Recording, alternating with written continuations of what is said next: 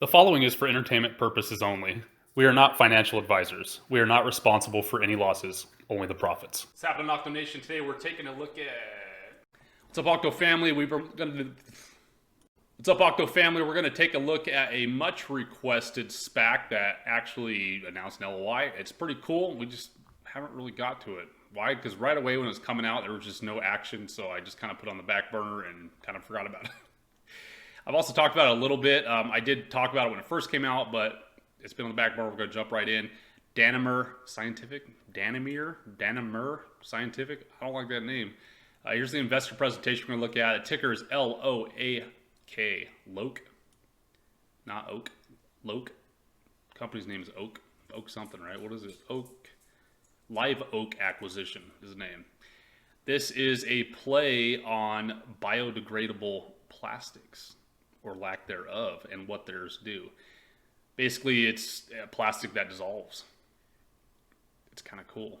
Might save some turtles. Might save... if y'all seen any videos or pictures of where the equator is zero, right where the north and the south meet and the waters come together, it's full of trash.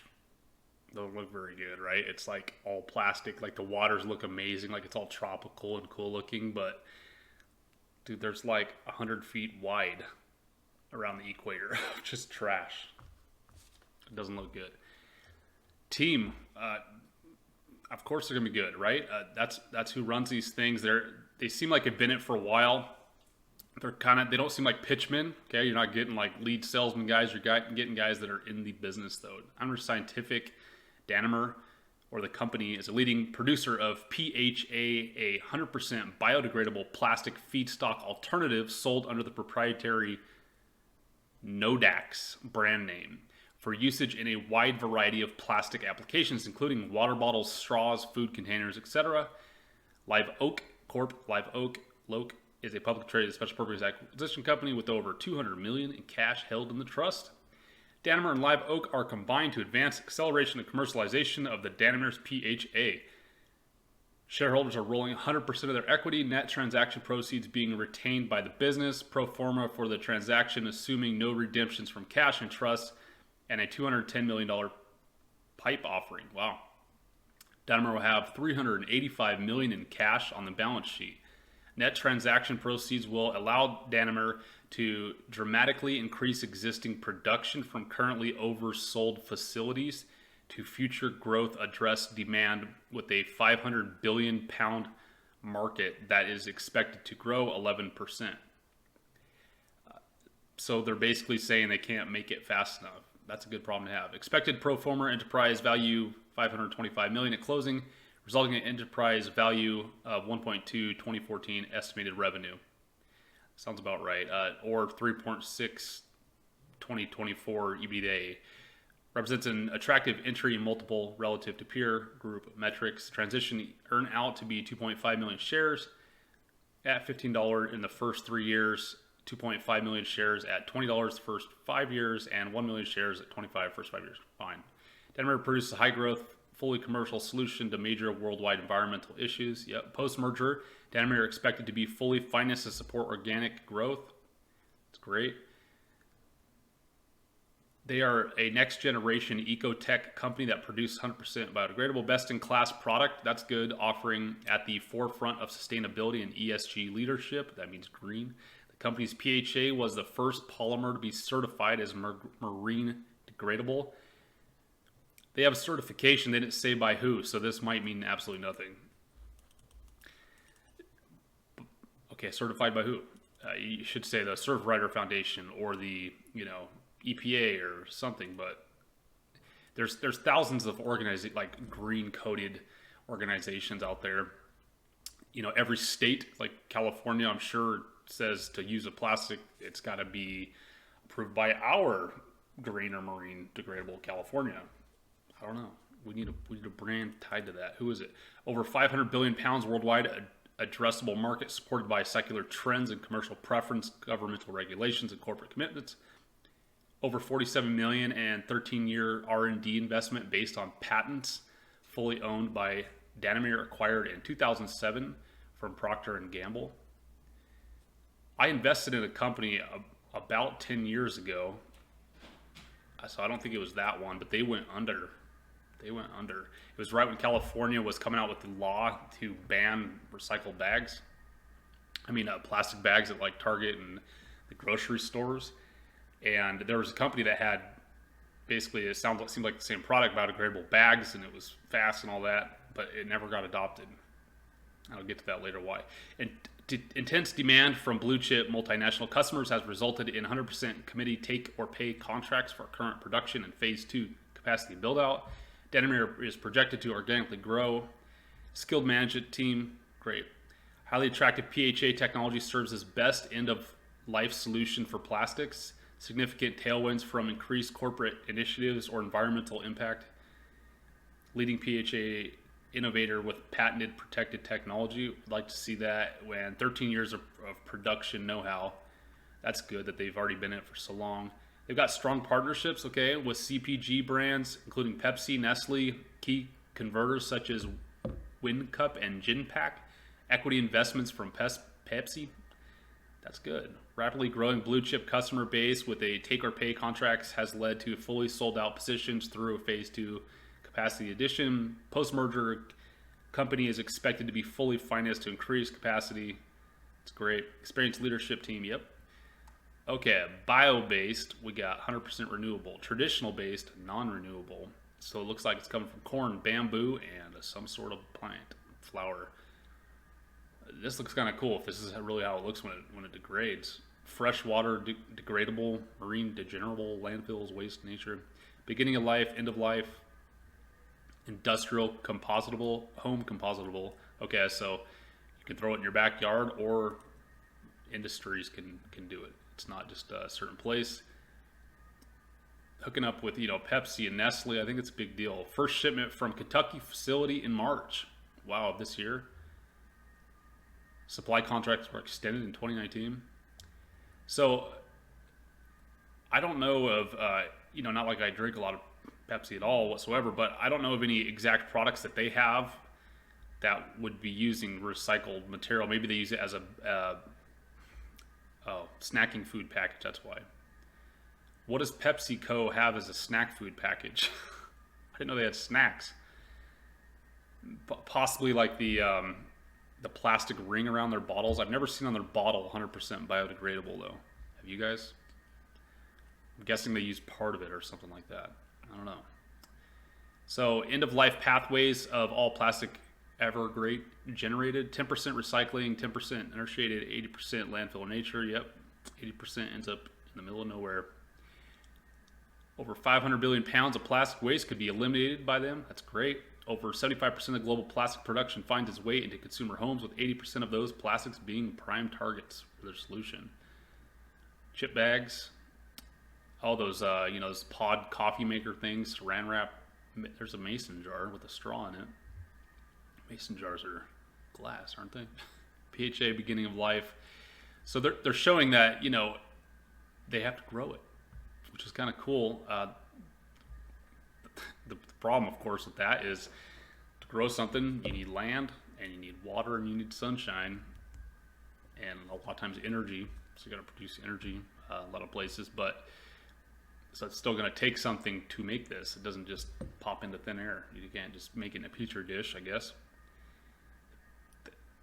Applications for the PHA wide application range. We already talked about the bags and all that. They use canola oil to create 100% biodegradable and compositable biopolymers. Okay, so corn. Waste-free process utilize 100% of the canola oil to ensure optimal sustainability, meets the goal of full circle lifestyle for plastics without relying on recycling. Able to effectively biodegrade in both anaerobic and aerobic environments such as waste treatment facilities or even the ocean. That's pretty cool. But what does it melt into, right? Like does it melt into oil? Fully degradable in 12 to 18 weeks after the product is discarded. That's pretty cool. PHA is 100% biodegradable in all environments versus PLA, which is only certified for industrial compositing. Okay. So PLA is another form, but you can't just throw it in your backyard and it's going to evaporate. You can't just throw it in the ocean, it'll evaporate. You've got to take it to an actual facility. All right, they're showing there more people are hooked up with Walmart. That's good. You know, even the plates, right? Showing everything's going to be going up. Let's get into other people we got in July 2020. Target, CVS, Walgreens, Kroger committed to the Beyond the Bag movement, an initiative to reinvent the plastic bag with 15 million allocated by the consortium. 15 million is nothing when you're talking about the biggest players. So I'm curious also about that. 15 million divided in between there is absolutely nothing. I also don't know any bags I've got from other states other than California where they say 100% biodegradable either. Like Target, I don't know when the last time I was at Walmart, but you know, Kroger pretty much owns everything. It's Safeway, Vaughn's, and Albertsons, everything. I don't remember seeing any of the stamps on any of their bags. I don't eat McDonald's. Does anyone know if anything McDonald's aims to have 100% of its guest packaging come from renewable, recycled, or certified sources? This means nothing. And I'm not trying to be negative. I'm just trying to be real, y'all. But this means absolutely nothing because this doesn't say they're going to use them. They're just saying renewable or recycled. It doesn't mean them. Coca-Cola in 2019, Coca-Cola announced a new sustainability strategy to include up to 50% plant-based renewable packaging as part of the company's commitment to a circular economy. You know, this is good. I mean, and here's my big problem with it is the light switch to this. I don't see a complete light switch where, for instance, like we're talking about Target or McDonald's or Nestle, they're not going to light switch and get into this. Why? Because it's going to cost them more money than their cheap bags that don't degrade. And the fact is, people are cheap. So if something is going to cost even 3 cents more or 5 cents, maybe it's 10 cents more per bag or something, are you and your family really willing to pay an extra 15 cents per bag stuffed into the price of whatever you buy? People aren't. People are cheap. Most people have a cheap mentality. I definitely try not to have one. I try to look at value, but no matter what, if stuff is five cents more, everything in the store goes up 5 cents, then do you want to be green? I don't know. Most people don't. Email model commitments, take action to eliminate problematic or unnecessary plastic packaging by 2020. Yeah, so of course there's always, you know, green stuff. I mean, I even remember, man, back in the day at going to Vans Warped Tour, right? And they were even promoting the Surf Riders Foundation there. Like Surf Riders Foundation is all about keeping you know, the oceans clean and all that, keeping the surfers not not throwing away trash on the beach, you know, and keeping the turtles clean away from it all. I remember way even back in the day before that about the turtles and stuff, or the ducks. If you got a 6-pack of soda, you'd cut the plastic thing that held them because you thought that it'd get them stuck, the birds, right? Even the seagulls or whatever, and then they couldn't fly because they were stuck in the thing and they'd die. There's always going to be that stuff, but when is it going to get light switched? I don't know. I still think it's just going to be a gradual thing that's going to happen, which means the stock might be gradual, which means I don't like it. This could be the Mac Daddy of it all, which is great. You know, so if they're owning most of the space, this could be the front runner. So, you know, this could be a decent money to park, place to park your money. Let's see what it says. PepsiCo. Okay, Daimler and Pepsi awarded the 2018 Innovation of Bioplastics Award. Okay, so I guess Pepsi owns Lay's potato chips. Okay, so that makes sense. So collaboration background, they own 6% of Danimer's common equity. Okay, so that is really sweet. Joint R&D to design, development, manufacture, and evaluate PHA-based resins for individual layers, sustainable for flexible food packaging. Partnership with Danimer Nodex, PHA expects to enhance Pepsi's ESG initiatives. Ability to seamlessly adapt existing manufacturing value chains without the need to change equipment or processing. Okay, so Pepsi owns 6% of the common share equity. That is actually huge. Now, is Pepsi going to switch all their bags over to this right away? No. Because it's going to cost more money. There's companies out there that will go to companies like Pepsi and try to shave like percent of pennies off of stuff, right?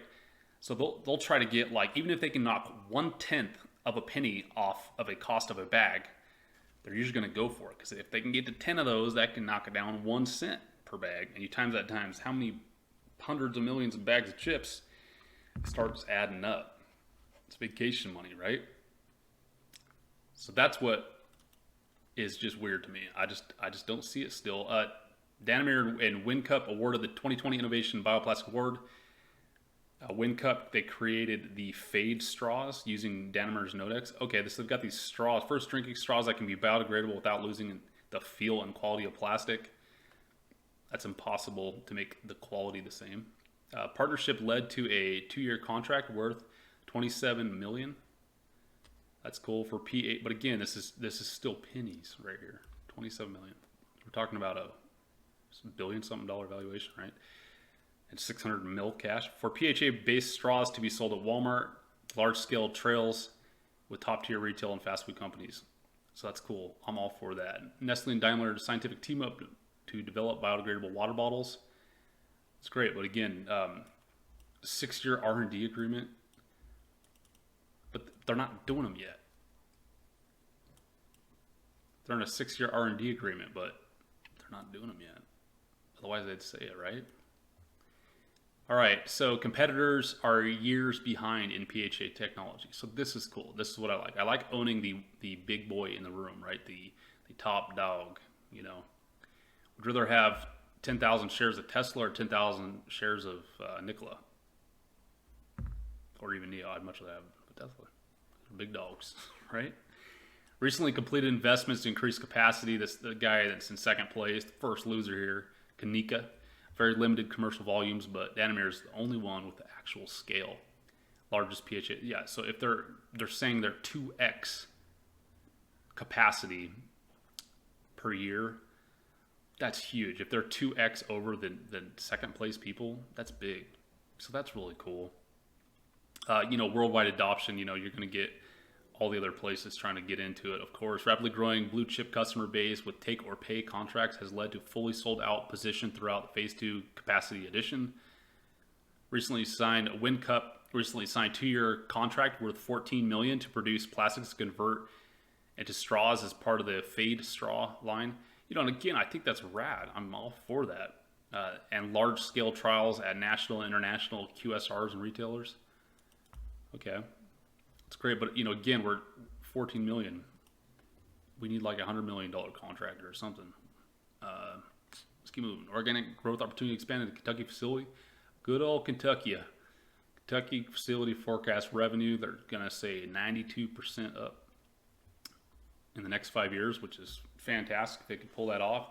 Danimer acquired the fermentation plant in Kentucky in December 2018 and simultaneously entered into a sale and leaseback transaction with the current REIT owners. Anyone any REITs? Let me know in the comments. Danimer plans to expand the Kentucky plant capacity using a 2-phase approach with just full support of the REIT owner. So that's kind of cool. Phase 1 completed 2020. Phase 2, they're looking to be invested in additional engineering equipment. So they're buying equipment with this money to make it so they can expand it and get bigger and bigger and bigger. That's good. So this could be this top dog, just so far, I'm sold on it. You don't have to sell me on biodegradable plastic. I'm for it. But again, this is about making money at this exact point. You cannot buy on emotion ever for investments. You cannot. You got to trade like a robot. No emotion here. You can ride on the back of others' emotion though, right? If it's a play that you think others will get emotional about, which I do believe some people will about this. But the people that get emotional about like biodegradable plastics, are they people who are going to invest in it? Most of them won't. Most of them won't. If green was actually a thing, all green SPACs would fly. Every single green SPAC would fly. But it's not. They don't. So it's not totally about green. It's also the cool factor, Like if they made a surfboard or something, or I don't even know, not a surfboard, but just something that was somehow cool that could degrade too. Might be something, right? Leadership team looks, of course, great. Apollo's in it. The board of directors, Mobil Oil's got to put their face in it. That's cool. I really like that Pepsi's got a stake in it, though.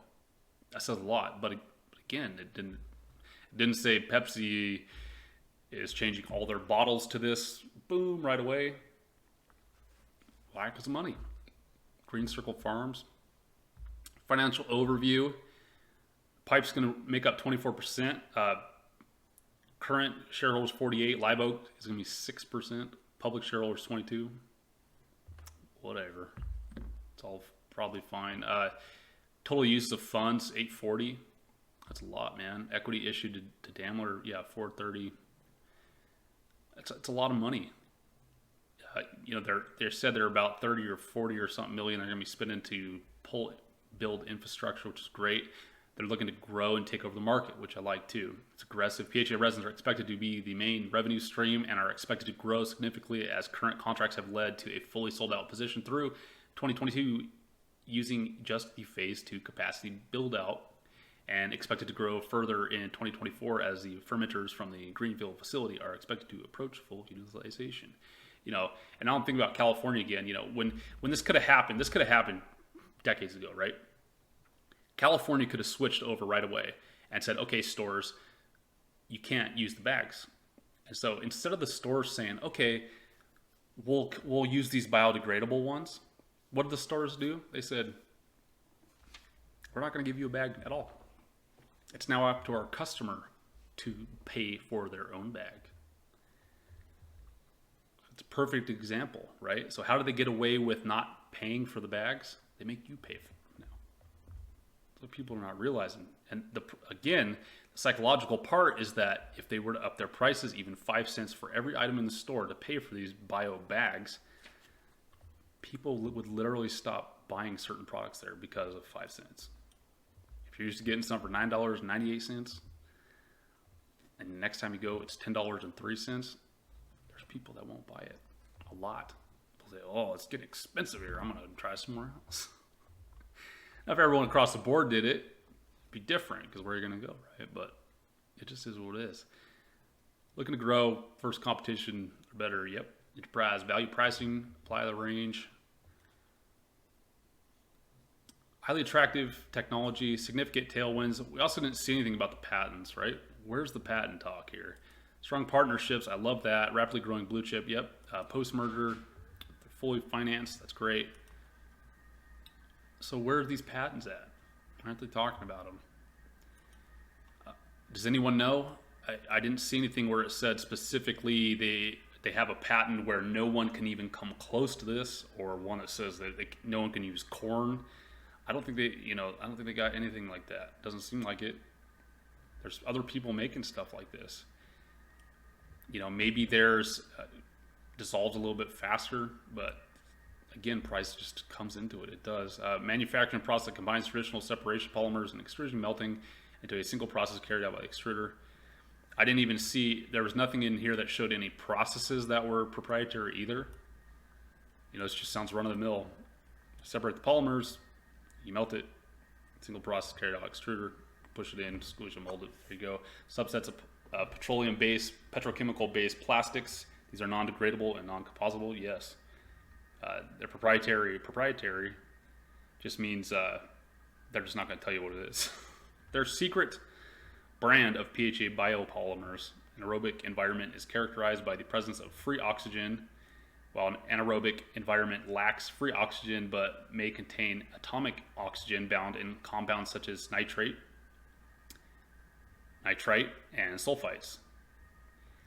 Doesn't seem too complicated what they're doing, so I don't see how they'd have a long-term big patent to make it so no one can touch them. That's the other thing. That where's the moat? Where's the moat for this? They said they have patents. We'd have to look up the patents. Does anyone know? Let me know. So what's my problem with it? This is a quote. This isn't saying left or right is better or not. This is just the truth. Anyone can name this TV show, an older TV show where the dad named this. Put it down in the comments. He said, everyone's a Democrat until they have to pay taxes. So again, what I'm getting at is, most Democrats are more the green side, right? There's still people that vote Republican that are totally for the green stuff too. There's people right in the middle. What this quote is getting at is everyone wants to help the environment. Everyone wants people to not live in poverty and have nice clothes and have lots of food until you ask them to pay for it. And then it becomes something totally different. Then it's a personalized liability that you are taking on. And are people willing to pay for it? No, I don't think they are. I don't think there ever will be. I don't think anyone's, unless it's literally a fraction of a cent more for the bag, which I'm sure it's not. I just don't see it. That's my problem. Also, the recycled bioplastics, for the most part, are trash, meaning they can only be used for things like trash bags. So don't think that they're going to be able to start using this for anything that's going to be lasting whatsoever. Like, for instance, like seats in a car. It's not like they can take a seat in a car and say, okay, it's made 100% out of this plastic, and so now we can just throw it in the ocean, it'll dissolve. It's just not going to happen, right? It's just for the consumable, trashy stuff, which is fine because we need to, it'd be good to make up a solution for that, and we have it. It's just people are they willing to pay for it? I don't think so. In fact, I know they're not. It is what it is. They're not. Some people, maybe like, what if Whole Foods said everything in Whole Foods has to have a bioplastic wrapper? God, I still don't even see it. I just still see an adoption rate at like so far down the line. I don't know. This is a play that I could get emotional about for sure, because dude, I'm totally about the earth and keeping it clean and all that. But as far as investment, I don't know. I might throw some in to ride it a little bit, but it's nothing I would back up on.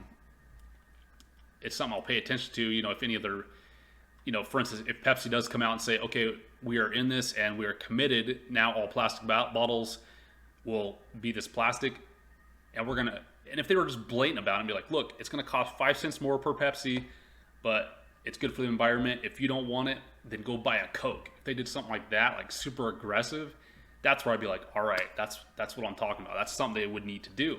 That's the only way to talk people into it, to where it became like a social thing, like Pepsi versus Coke. Like, oh, if you're a Coke drinker, then you're anti the environment.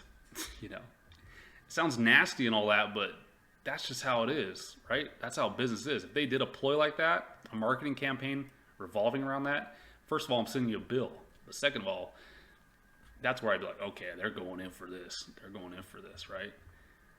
So what did the stock do? Well, it did not much at first. It only went up to like 1050 when it was announced, right? And then it just went back to like 1025 and just chilled. Just waited. What happened on October 9th? Does anyone know? Because it gapped up on the 12th. On the 12th, it started gapping up just a tiny bit. I mean, it only went to like 1037, but from there, it just started going up. Was there a catalyst? Can anyone let me know if there was an actual catalyst to make this start going up? Regardless, I think this is one we can pay attention to and learn something from. Just because something doesn't go to 15 right away doesn't mean it won't. It only went to 1050 and people are like, this sucks, it's just going to bleed on that. But it started picking back up. Went all the way up to 1181, 1180 something. Is this one I'm going to get in right now? No, I'm going to wait till it proves a little bit more and then takes another dip and then maybe ride it. Or, big crash happens, goes back 10. I don't know. It's still kind of iffy, right? If I hear, I'm going to keep my ear to the street. If I hear anything big, like Pepsi doing something like we're talking about, for sure. But I would like to see this creep up to 15, and then if and when it does, or just sky up to 15 real quick, and then do that U pattern I always talk about, and then start going back up. Right when I see that U start to curve back up a little bit, that's when I'll try to get in. When it's already proven the 15, and I can get in around 13 or 12.50, then I'll at least ride it back up to 15 or close to it. This one, I think it's great what they're doing. I just know that I can't get emotional about it and just get in because I think it's great what they're doing. Because this is my money involved in here, right? Until we just learn a little bit more, and until maybe some bigger adoption happens, some bigger Pepsi says, all right, we're going to do it's going to cost us $100 million. We're going to do an insane advertising campaign and making Coke look bad as the people who just litter to the ocean. They'll show a bunch of pictures of all the Coke cans, plastic Coke bottles sitting in that equator I was talking about. And they'll be like, see, there's no Pepsis at the equator, only Cokes, because ours dissolve. Pay 5 cents extra and help the environment. I don't know. Any other plays you want me to take a look at, please put it down in the comments. If you haven't subscribed, please do it. It definitely helps out the channel. I also got a Patreon. I try to get you guys a couple plays here and there. It's nothing too crazy, but it just definitely supports the channel, so please join that if you wouldn't mind. Wouldn't mind sharing this with your friends. That'd definitely help out too. Y'all have a good rest of the night. Did you know that we give away free silver? Simply leave a comment on the video, and as long as you're in the continental United States, you can be automatically entered to win. Please friend us on Twitter and StockTwits.